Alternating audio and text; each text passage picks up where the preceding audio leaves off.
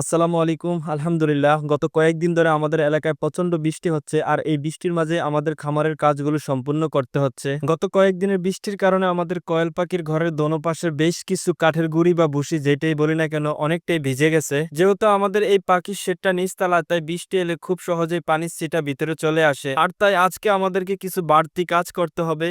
তা হলো দোনো পাশের ভিজা কাঠের গুঁড়িগুলো সরিয়ে সেখানে নতুন শুকনা কিছু কাঠের গুঁড়ি বিছিয়ে দিতে হবে। তাই আমরা প্রথমে কয়েল পাখিগুলোকে আদার এবং পানি দেওয়ার কাজ সম্পূর্ণ করে নেই। পরে কয়েল পাখির ডিমগুলো আমরা একটা খাঁচার মধ্যে সংগ্রহ করে নেই। এখানে যে পাখিগুলো দেখতেছেন, আমরা আমাদের এলাকার এক বড় ভাই থেকে অল্প কিছু কয়েল পাখি সংগ্রহ করি। এই পাখিগুলো পরীক্ষার জন্য খুব অল্প কিছু পাখি আমরা নিয়ে আসছি। আলহামদুলিল্লাহ, এখন পর্যন্ত খুব ভালো সাড়া পাচ্ছি, আর তাই আমরা সিদ্ধান্ত নিয়েছি বাণিজ্যিকভাবে কয়েল পাখি আরো বড় পরিসরে শুরু করবো ইনশাআল্লাহ। বৃষ্টির পানি এসে খারাপ হয়ে যাওয়া ভুসিগুলোকে আমরা বেলচা দিয়ে ধীরে ধীরে সরিয়ে ফেলার চেষ্টা করতেছি। এগুলো প্রচন্ড শক্ত হয়ে ফ্লোরের সাথে একবারে মিশে গেছে।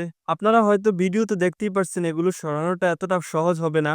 যদিও এগুলো উঠানোটা আমাদের জন্য কষ্টকর হয়, তারপরেও উঠানোটা খুব প্রয়োজন, কেননা এই ভুসিগুলো এভাবে রেখে দিলে ভিজা ভুসির মধ্যে কয়েল পাখি অসুস্থ হয়ে যেতে পারে। আর একবার যদি কয়েল পাখি অসুস্থ হয়ে যায়, তাহলে স্বাভাবিকভাবে তার ডিমের পরিমাণ কমে যাবে। তাই আমাদের কষ্ট হলো এখান থেকে এই ভুসিগুলো আমরা সরিয়ে ফেলবো ইনশাআল্লাহ। খামারের প্রতিটা কাজই কষ্টকর, তাই আমরা সবসময় চেষ্টা করি কাজগুলোকে ভালোবেসে সেই কাজটাকে আরামদায়ক করে নিতে। আপনারা দোয়া করবেন, আমরা এই কষ্টটাকে সহ্য করতে শিখে গেছি। ইনশাআল্লাহ আগামী দিনে এই কৃষির সাথে সম্পর্ক আমাদের আরো সুদূর প্রসারিত হবে। যাই হোক, শত কষ্টের মাঝেও আমরা কাজগুলোকে খুব দ্রুত করার চেষ্টা করতেছি, কারণ খামারে আমাদের বিভিন্ন সেটে আরো অনেক কাজ বাকি আছে। তার মাঝে আজ এখনো আমাদের মাছের পুকুরে খাবার দেওয়া হয়নি, যার কারণে এখান থেকে আমাদেরকে কাজগুলো খুব দ্রুত শেষ করে বের হতে হবে। এখান থেকে কাজ শেষ করে আমরা মাছের পুকুরে যাব ইনশাআল্লাহ। যাই হোক, দেখতে দেখতে পুরনো কাঠের খারাপ ভুসিগুলো আমরা সরিয়ে ফেলছি এবং নতুন এক বস্তা শুকনা কাঠের ভুসি নিয়ে আসলাম। এই ভুসিগুলো আমরা আগে থেকেই সোমেল থেকে নিয়ে এসে রোদে শুকিয়ে রেডি করে রাখি, কেননা এই বৃষ্টি বাদলের দিনে কাঠের ভুসির অনেক সংকট।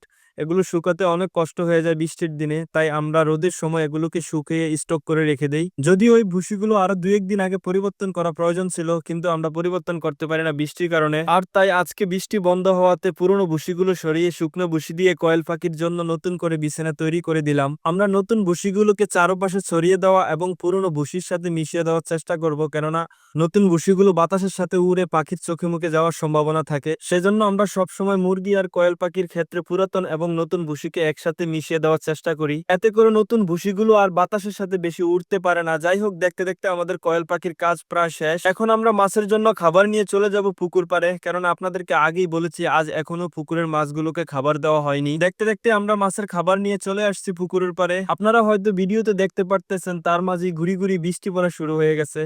আলহামদুলিল্লাহ, এই মেঘ বৃষ্টি রোদ সবকিছু আমাদের শরীর সহ্য করে নিয়েছে, আমরা এই কষ্টটাকে মানিয়ে নিতে পেরেছি আলহামদুলিল্লাহ। যাই হোক, এই বৃষ্টির কারণে খুব দ্রুত পুকুরে খাবার দিয়ে খামারে যেতে হবে, কারণ আপনারা হয়তো জানেন বৃষ্টির সময় খামারিদের বিভিন্ন অতিরিক্ত কাজ বেড়ে যায়। তাই আমরা চেষ্টা করতেছি মাছগুলোকে খুব দ্রুত খাবার দিতে। আপনারা হয়তো ভিডিওতে দেখতে পারতেছেন প্রতিটা মাছ উপরে উঠে চলে আসছে। প্রতিদিন পুকুরে খাবার দেওয়ার সময় এই দৃশ্যটা আমার কাছে সবচাইতে বেশি ভালো লাগে।